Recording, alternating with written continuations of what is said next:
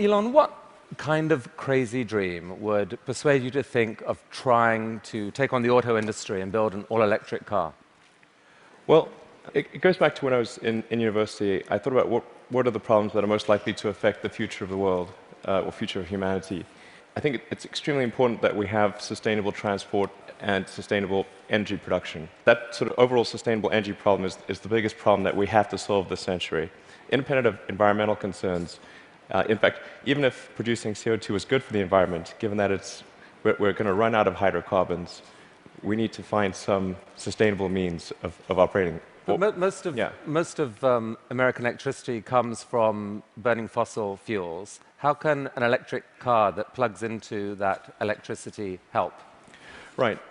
There's two elements to that answer. One is that even if you take the same source fuel and produce power at the power plant and use it to charge electric cars, you're still better off. So if you take, say, natural gas, which seems most prevalent to hydrocarbon source fuel, if you burn that in a modern General Electric natural gas turbine, you'll get about 60% efficiency. If you put that same fuel in an internal combustion engine car, you get about 20% efficiency.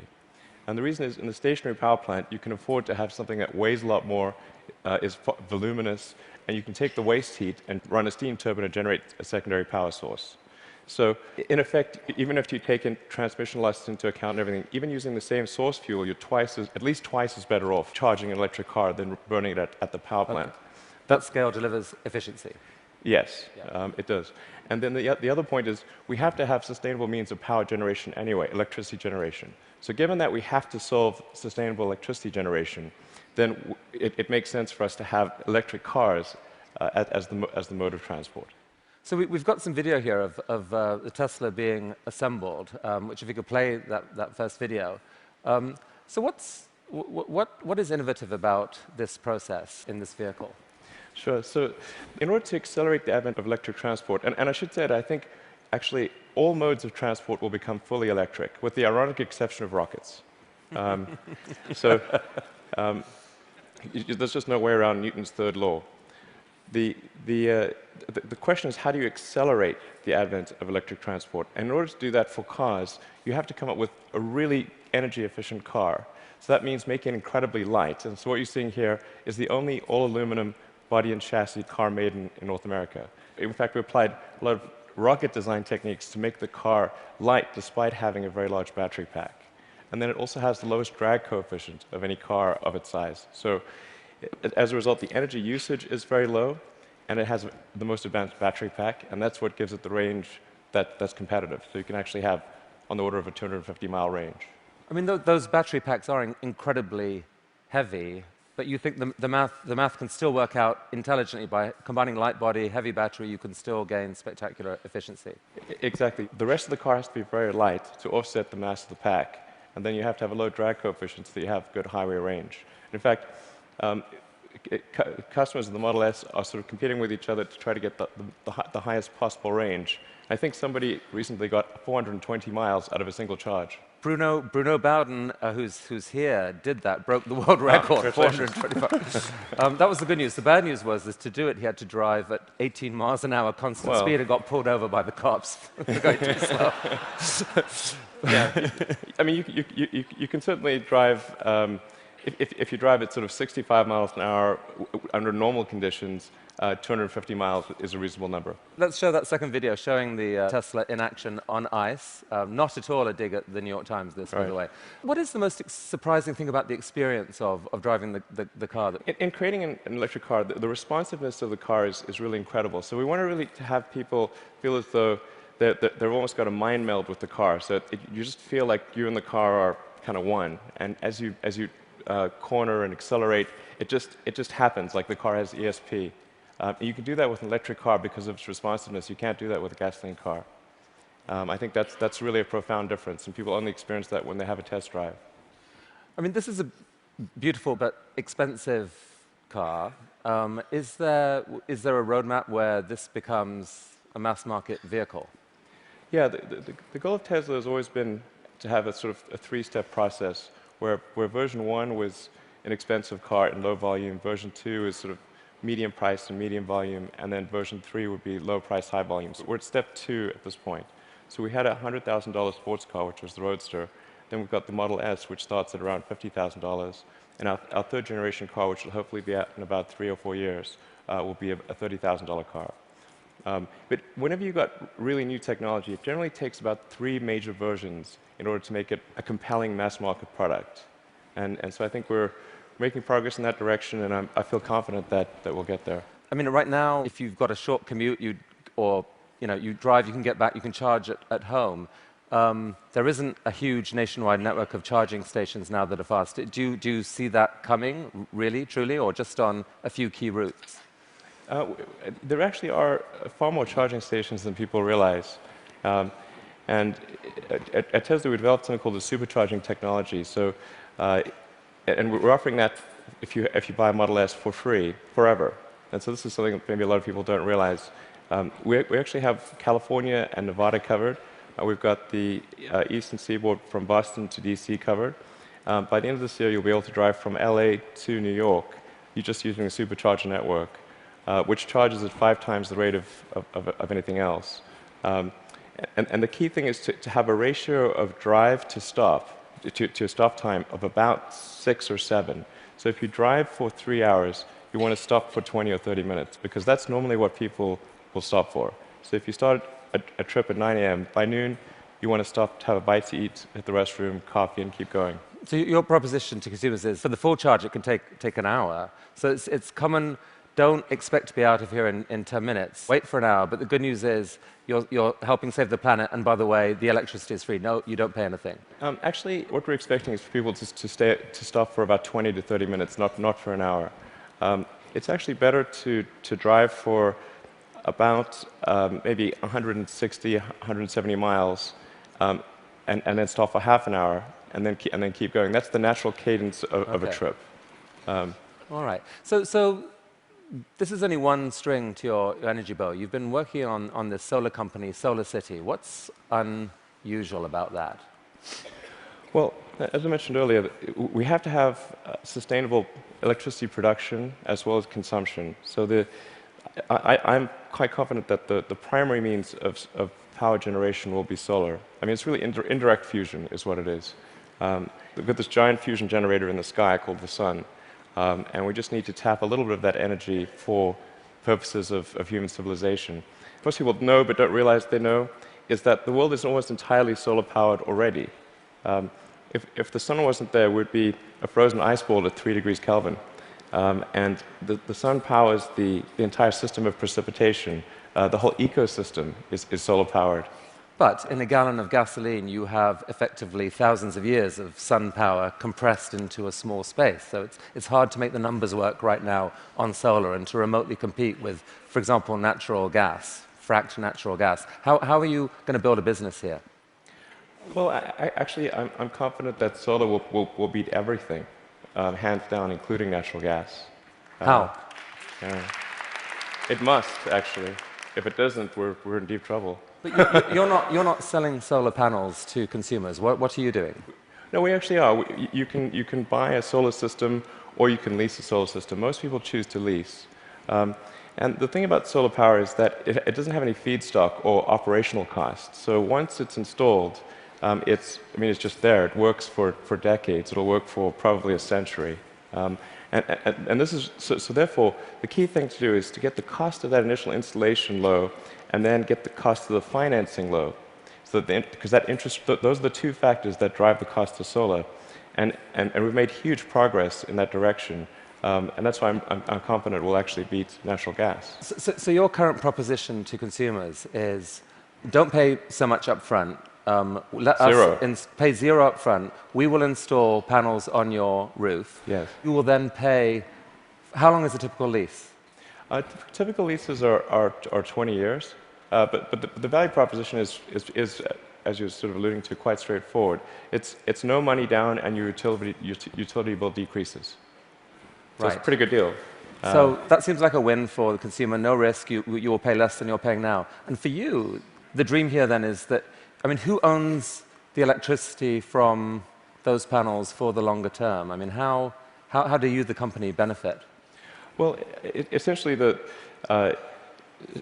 Solar City raises a chunk of capital, and from say, a company or a bank. Google is one of our big partners here, and they have an expected return on that capital.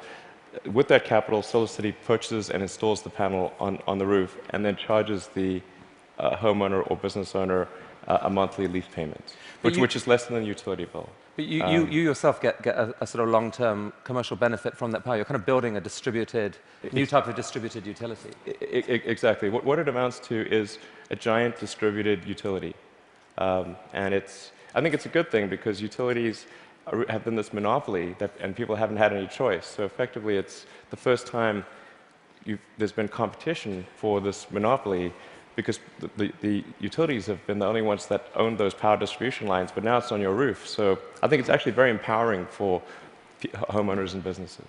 And you really picture a future where a majority of power in America, like within, what, a decade or two, or within your lifetime, goes solar?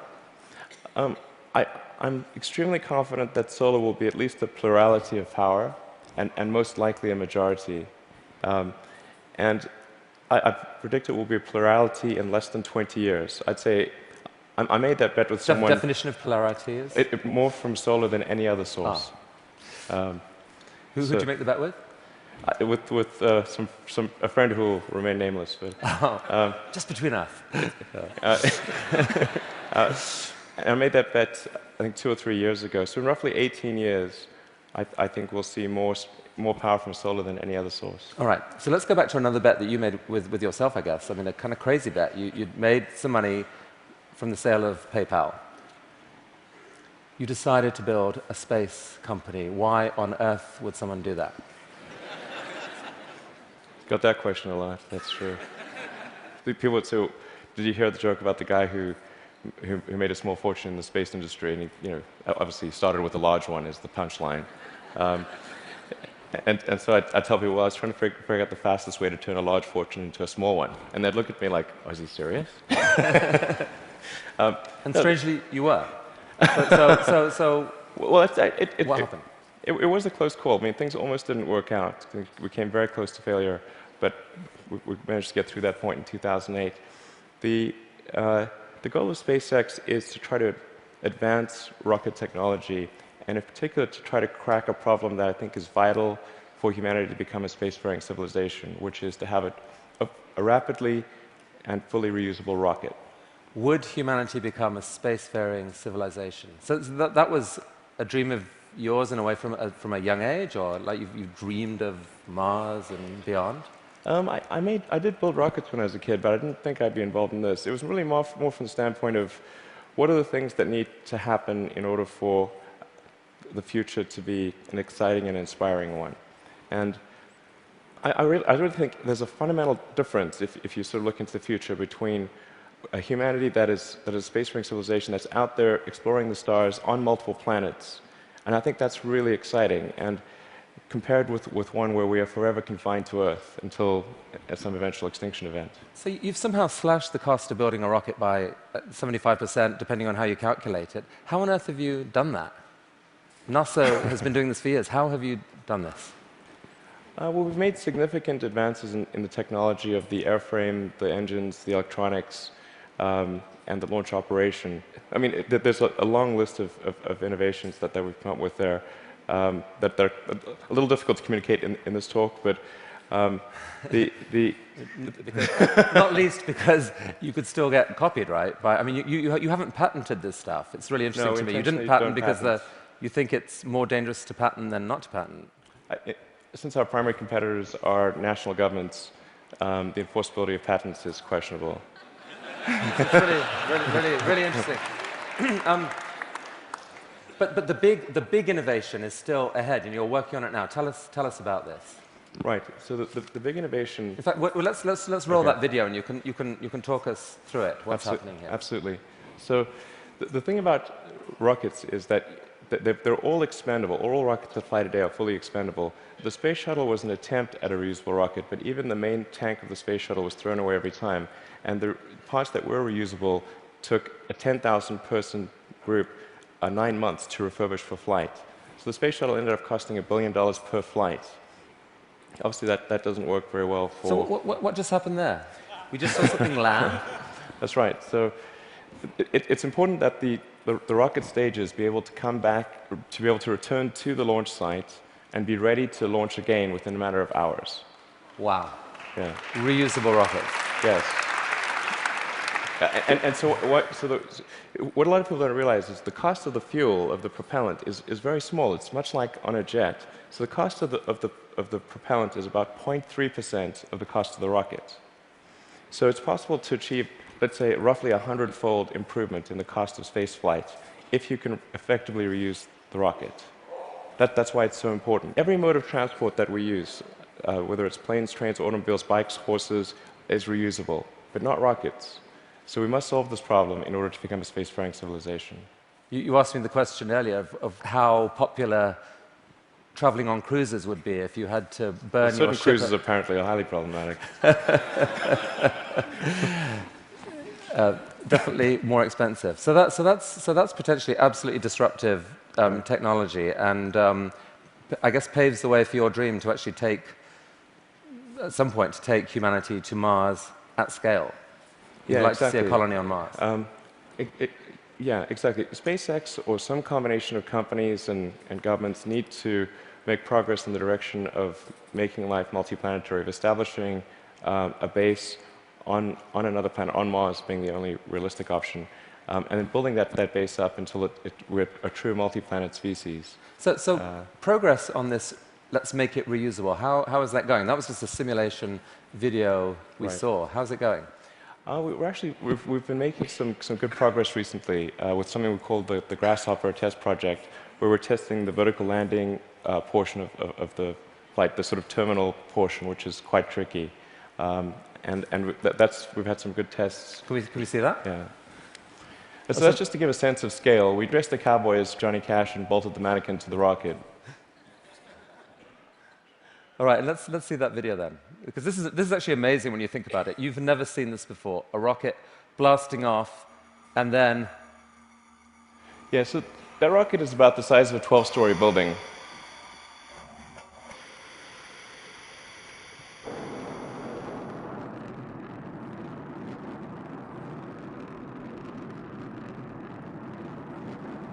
So now it's hovering at about 40 meters.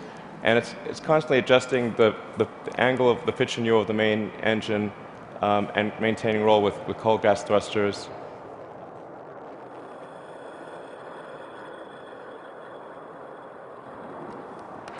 How cool is that?